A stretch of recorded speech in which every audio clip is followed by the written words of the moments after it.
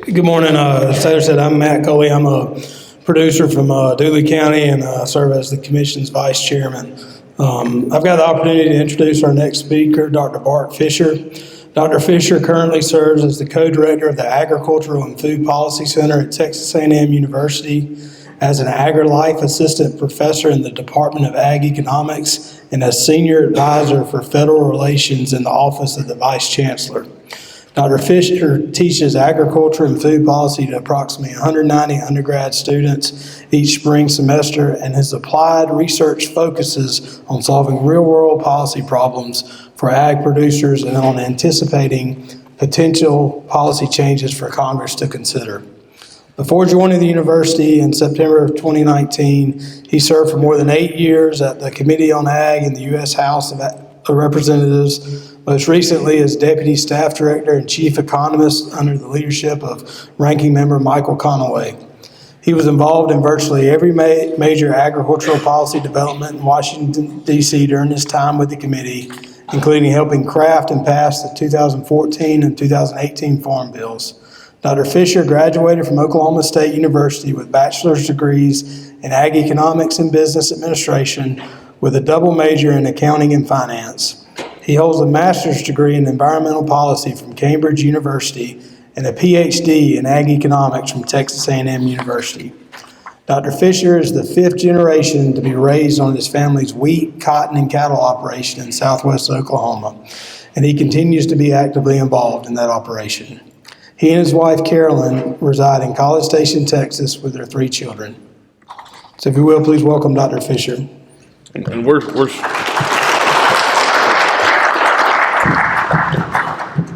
Dr. Fischer got stuck in D.C. last night. This has kind of come about. Okay.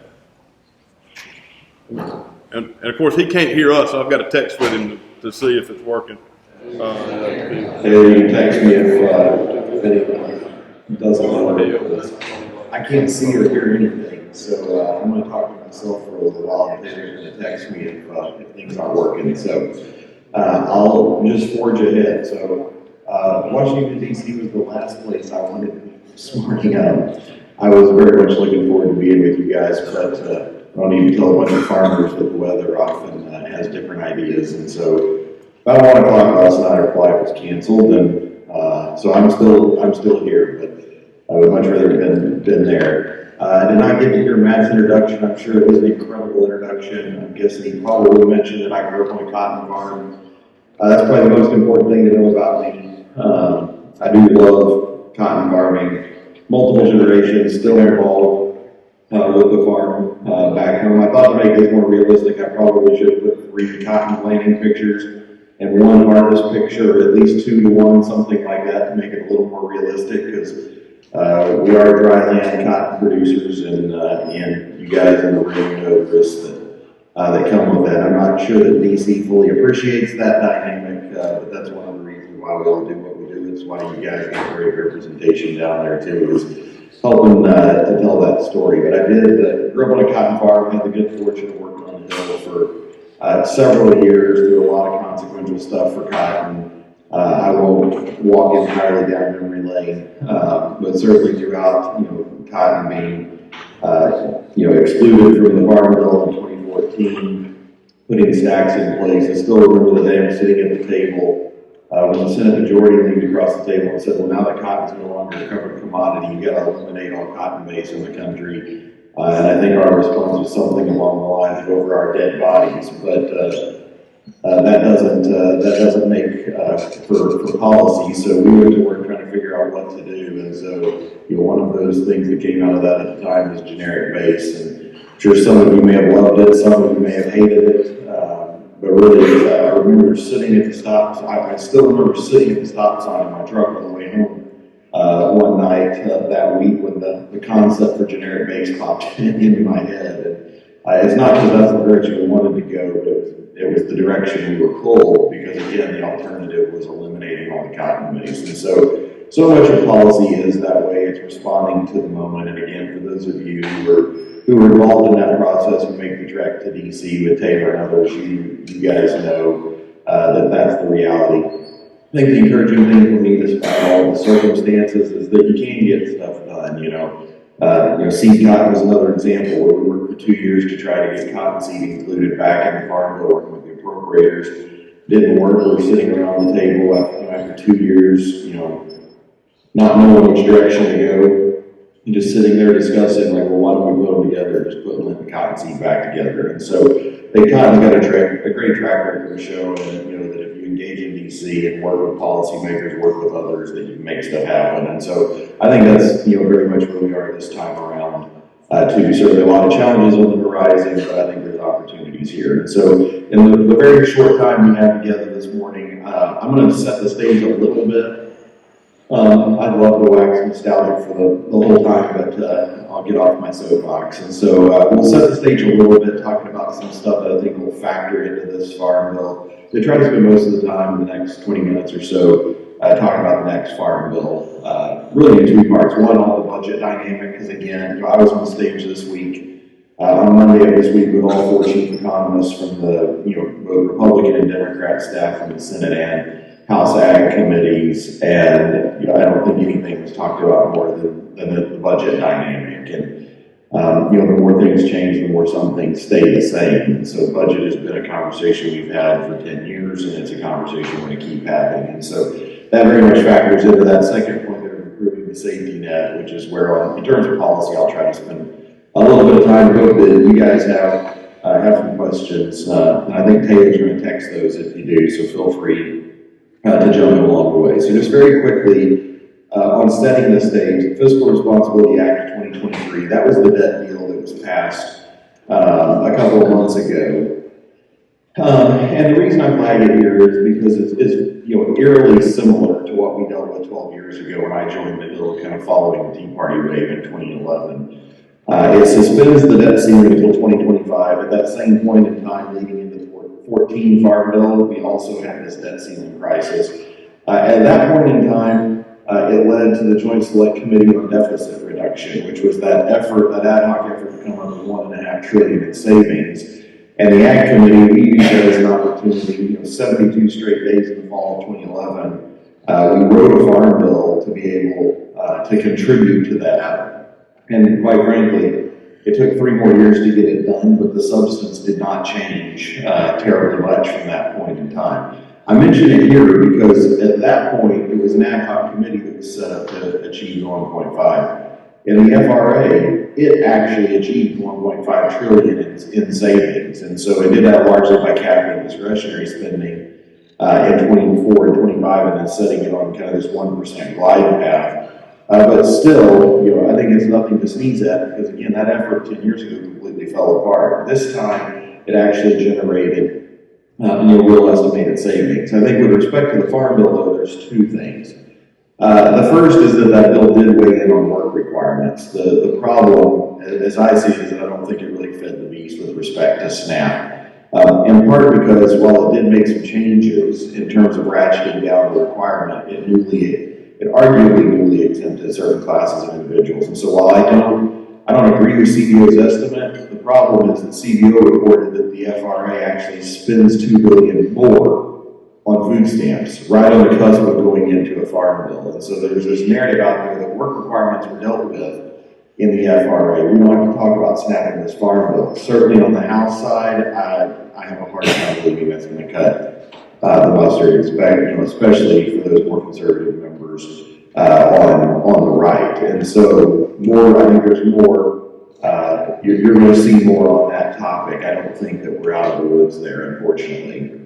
The other key point is what was not in that bill. What was not in that bill is a glide path for the farm bill, for budget. We all know the requests out there for increasing spending, which means going, unless you cut other things like SNAP, it means going above budget. Well, we now have all this acrimony following the FRA, and it didn't go far enough, we need to be doing more. That's now against the backdrop for the farm bill, where we're arguing we need even more funding. And so you've got leadership trying to navigate that dynamic, and we'll talk about that a little bit more here in a second. Another one that sets the stage is the Inflation Reduction Act. This was President Biden's signature legislation, largely the vehicle for delivering climate climate funding that passed. We've got a report on our website if you want to look at it. It was the successor to the Build Back Better Act that Biden had originally proposed, that multi-trillion-dollar bill that Senator Manchin and Senator Sinema ultimately put the brakes on. Well, they did have their breakthrough, and they ended up moving the inflation, or the so-called Inflation Reduction Act. I don't know how we spend, $1 trillion and reduce inflation doing it, but I'll stay away from that rabbit trail. Nevertheless, it did include funding for agriculture. The bulk of it, almost half of it, on the ag side in IRA was for plus-ups to conservation spending. Why am I bringing it up here for Farm Bill? In part because, as part of that bill, they reauthorized all the conservation programs. And so you have a lot of the Farm Bill right now that's already been reauthorized. And you'll hear a point from me here in a little bit then, is that when you look at what's left, I mean, SNAP is largely on autopilot. If we don't have another Farm Bill appropriator, it just keeps SNAP going.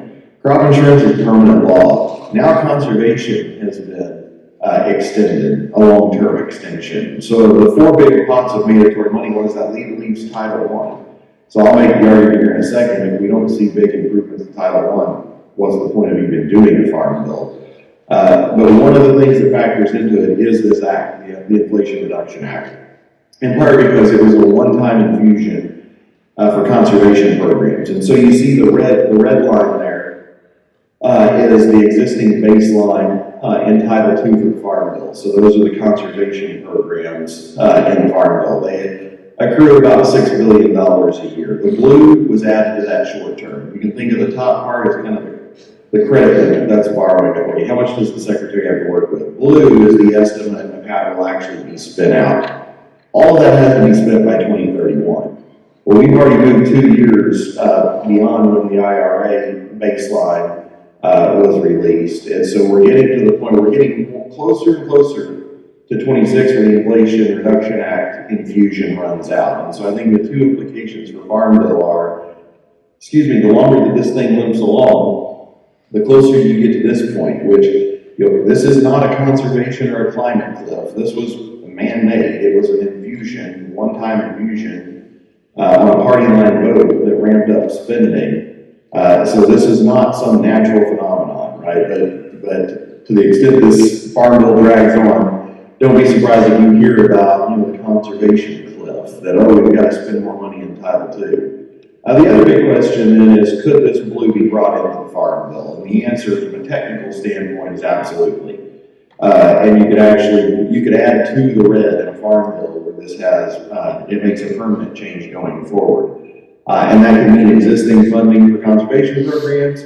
There's also an ongoing debate of whether it could mean additional funding for things like Title I. Could this be a pot of money used for Title I? Again, from a technical standpoint, the answer is absolutely yes, it could be. That's just a political question. The other, then, setting the stage is on cost of production. You all know, this is the dynamic that's driving the conversations on reference prices. In the work we do for Congress, we maintain 94 what we call representative farms around the country. We have one of those in Georgia. I don't know if some of our panelists may actually be in the room today, but we did a lot of work in 2022 on trying to capture the 22 cost dynamic for Congress, and that's still very much out there, and it's driving the conversation. I think the challenge is you see some sectors in DC going, that was a 22 phenomenon, things are softening, it's getting better. Look at how big net farm income was last year. The reality is not everyone saw that big run up, which is something we're conveying to the Hill. The others, if you look, in inflation adjusted terms of where net farm income is going in to 2023, the USDA estimate is at the lowest it will have been since 1983. Why? In part because all the ad hoc spending is going away. They're not fitting it into their projections, and we've still got this cost price squeeze going on. And so we're in the very big middle of that conversation right now, and all the implications that come with it. One other thing I would highlight, we did this in the Southern Ag Today article because some of the groups, the national groups, are arguing, maybe we don't need a reference price increase. We've got effective reference prices. Maybe we don't need it. And one of the things we highlighted, particularly on corn, corn cost of production Between these two timeframes, this is the 12 to 14 is when we establish, that's the timeframe we use for establishing reference prices in the 14 bill. If you look at that relative to the run-up to this new bill, the 23 farm bill, yes, at the national average, prices, costs haven't gone up as much for things like corn, but even beans on average is over 20%. And if you look at specific corn regions, southern seaboard is a perfect example. You're talking about costs that are in the 28% increase range. And so there's a lot of debate going on, and a lot of this chatter that you're going to see in the press about cost of production is just political posturing, right? That all has to do with justifying increases to the reference prices. So to shift gears in a little bit into the next farm bill, I'm going to zoom pretty quickly through the budget realities, but just to make sure we're all on the same page. This $10 trillion number, that was the debt held by the public when I went to the Hill to work on the 14 farm bill. And again, debt was all we talked about at that point, and it dominated the farm bill for 3 years.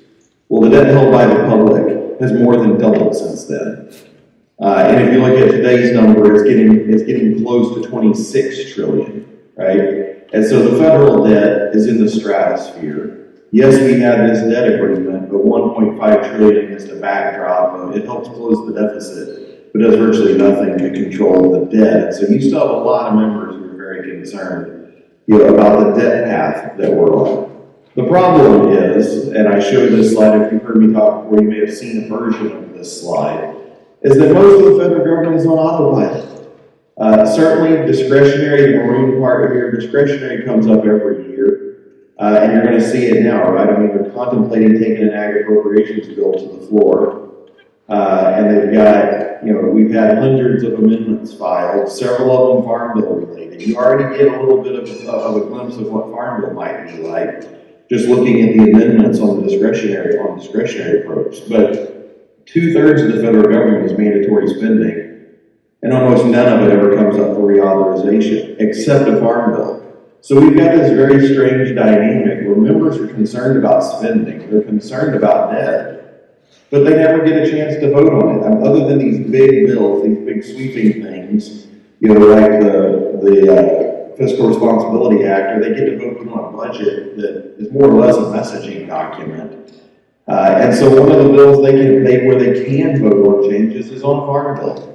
Every 5 years like clockwork. And so it's one reason why I say in terms of pathway, we've got to make sure that the benefits to this bill are worth moving it against the threat of amendments, right? Because, with so much of the government, permanently authorized, the farm bill, you get all these bizarre amendments. Eliminate crop insurance, for example. Who in their right mind thinks that that's a good idea? Well, if you're wanting to control spending, let's load the farm bill up with a bunch of budget cutting amendments. And I think it's why. It's members one opportunity, or one of the few opportunities to weigh in. And so I think we have to balance those things, right? Amendment threat versus benefits that could come from a farm bill. There's no question, too, that this is factoring into it, this $1 trillion farm bill. If you look at this May column, and this is just the big four I mentioned, the four biggest mandatory spending pots. $1.5 trillion is the baseline that they're working with right now, almost $1.5 trillion. And the lion's share, between 80 and 85% of it, is SNAP. And SNAP has gone up 84% since the last farm bill. And SNAP dominated the conversation on the House side last time, and it's gone up 84% since then. And $254 billion of that was one decision made by the Biden administration that many in Congress will argue was counter to what they intended in the last farm bill. And that raised it $250 billion. So again, I love the idea of moving a simple, straightforward, bipartisan bill through the House. But you also have this dynamic where a lot of Republican members are upset about how the Fiscal Responsibility Act passed. And so I think it may be wishful thinking to think we could get a bipartisan bill done just because of this dynamic, and in part because of the $1 trillion singular change that was made by the administration. And again, most of this except Title I, all these others are largely authorized already. We're really talking about Title I, to a lesser extent Title III, the trade-related provisions. And so against that background, what do we do on on Title I. In the interest of time, I'm going to skip through this one. The program's without baseline. If you have questions, we could come back to it. Title I, again, the question mark is how much are we going to have? It's so much like it was in 2002, right? In 2002, we followed all the ad hoc spending in double AMPA. They made a big infusion through the budget committee. We've seen that happen this time. We haven't yet, despite the fact that we spent over $90 billion in ad hoc over the last 5 years, right? And so these are the big questions that are being asked right now. And my concern with not getting Farm Bill done is I don't know that we're going to be able to continue replicating this, the ad hoc assistance, because of that dynamic on the Fiscal Responsibility Act. And so you've got the leaders right now wringing their hands about how to navigate this. And so you've got Senator Stabenow saying there will be no funding. You've got Senator Bozeman and his staff confirmed it on Monday at the event I was hosting here in DC. Who has said if we don't get meaningful increases to the reference prices, there won't be a Farm Bill. And so, I think it's incredibly important that Senator Bozeman is drawing that line, because it'd be easy to just go move a Farm Bill and get it done, because most of it's on autopilot, right? This is all very much about what needs to be done in Title I. And so I still hold, that what's the point of doing a Farm Bill if you're not going to get meaningful improvements to the safety net, because most of the rest of it's on autopilot. And so it is very interesting, how much Title I think more so than we've seen in a long time, Title I is going to be in the driver's seat, because all eyes are on it at the moment. And so in the last few minutes that I have here, and we'll try to keep us on schedule, okay, well, what does that look like for Title I now? One thing you're not going to see here, is margin. There's been a lot of chatter about margin. We can talk about it if you want. I see less and less there. If this Farm Bill does drag out and there is no new budget and they've got to go new directions, maybe they start exploring some of that. But I really think the challenge on margin is that you already have an offering through crop insurance, the margin protection policy. I think it's fraught with challenges, one of which it's an area-wide policy, and there's a bunch of basis risk between what happens at the county or national level and what happens down at your farm, but there is a pathway for doing margin through crop insurance. And so I think between that and this dynamic of not knowing what's happening on budget, it's really forcing the conversation to kind of toward, in this direction of working with what we've got instead of doing something big. And sweeping. And so what do we have now? Largely, between Subtitle A, Subtitle B, we've got Market PLC, and we've got the marketing loan. And so I think, that is the context in which we're working. In 18, we maintained the status, the statutory reference prices. We added this new metric for effective reference prices. The entire reason we added it, I wanted a measure where, hey, if the market did recover from the recession we were in, let's not hamstring ourselves again. Let's do something to let the reference prices go ahead and float up automatically. It has, we'll see on the next slide, the challenge is it hasn't moved uniformly because the market hasn't moved uniformly. And so that's created its own set of challenges. But if you just increase the statutory reference price to give you guys an idea of what we're talking about in terms of cost, I think what most people have in their mind is probably that 20% increase. As would kind of, it would check the box for what a meaningful increase would be. It would be a 20%. And some of you may disagree with that. Just in reading the tea leaves, that's the sense I get. And in conversations on Capitol Hill, the challenge is a 20% increase costs between $55 and $60 billion. The entire Title I baseline is $70 billion. Again, it's not out of line with what we saw back in 2002. But it is still a significant increase. And where does it come from? When the Fiscal Responsibility Act didn't contemplate it, the budget doesn't have it, where does it come from? Does it come from other titles? Does it come from outside of the Farm Bill? Does it come from just moving a bill and suspending the rules and not worrying about it? We don't know the answer to that yet. The 10% increase, which I would argue is too little, is about $25 billion. If you want to get up in the 30% range, you're talking over $100 billion if you do it across the board, largely because of the impact that it would have on corn.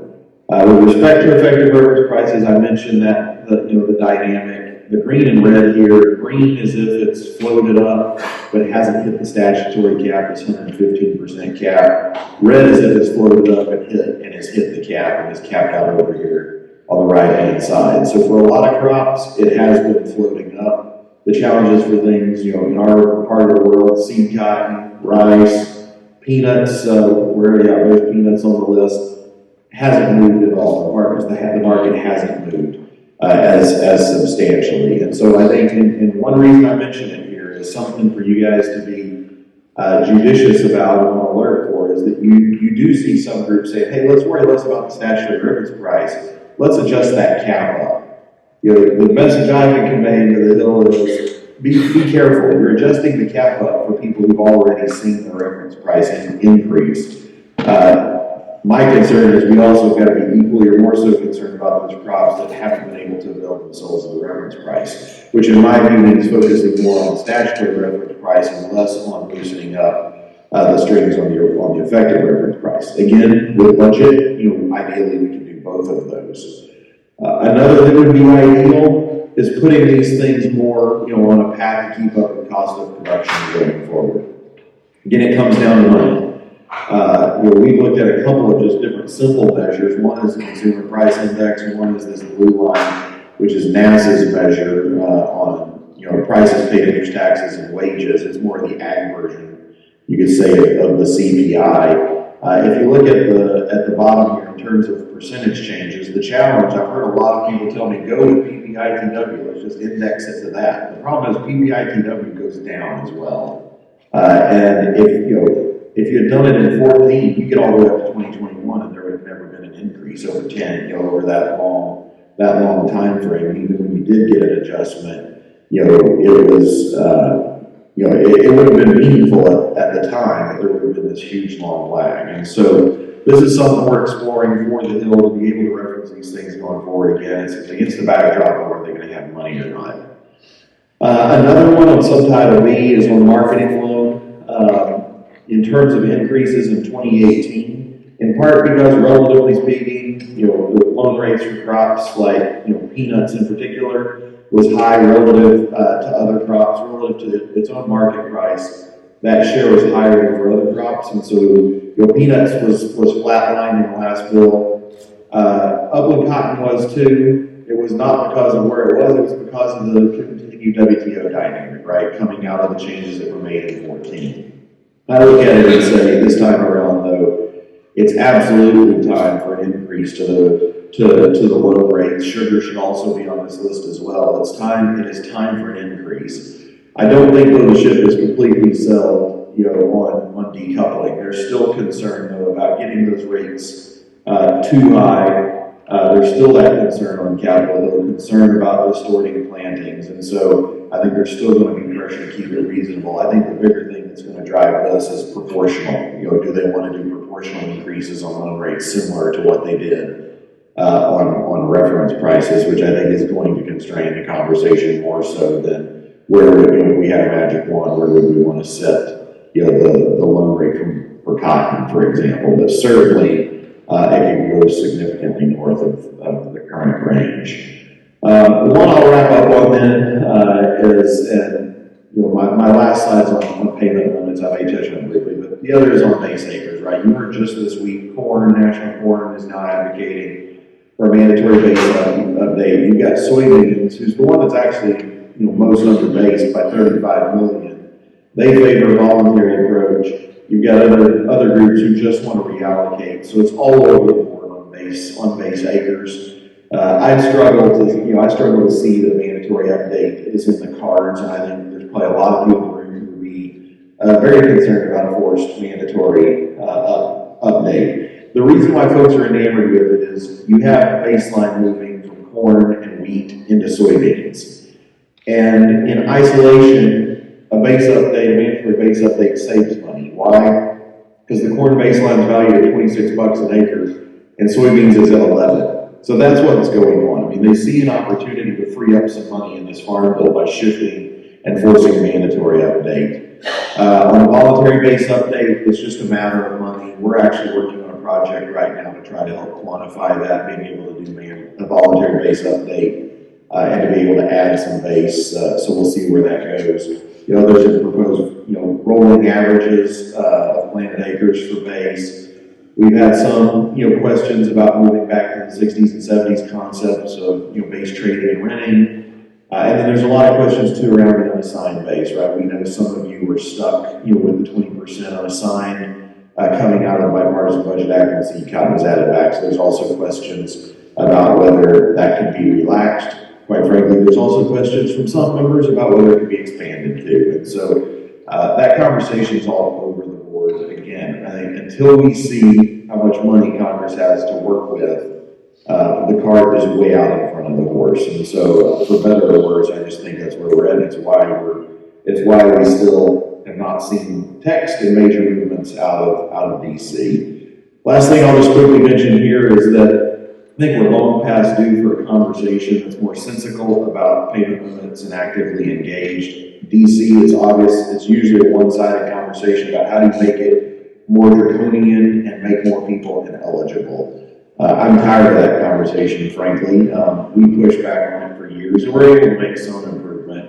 I think one thing we're looking at now is there an opportunity following all the ad hoc to take some of the lessons learned there. One is that if ad hoc's going away, my argument is that those limits should be added into Title I, right? If you're gonna try to do all of this with Title I's got to be more reasonable in terms of limits. I think one thing we could use, we injected this back in the conversation working with the Trump administration on MFP, is let's go back to the O2 threshold. When AGI was added in, there was a 75% exception. If 75% of your AGI came from farming and ranching and forestry, they used that in the ad hoc, and it's been maintained.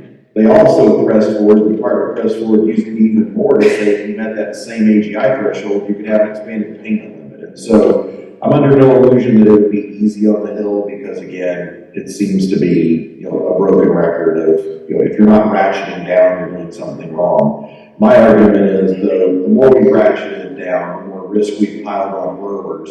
And Washington laments that farms are getting bigger. And my question is, well, what in the world do you expect them to do if payment limits aren't reasonable and aren't based on economics and are based on a mind-numbing conversation about how do you make it harder for farmers? So I'm in danger of getting on my soapbox. So I'll stop because I know we're out of time here. Last thing I'll mention, the Southern Ag today, the effort we're doing, we work with our counterparts down in Georgia. I think Serena was on the program here today too. It's written on Southern Ag today, but if you haven't signed up, I would highly encourage you to sign up. We write on policy every Thursday. And so, in the interest of time, I'm going to stop because I'm a little bit over.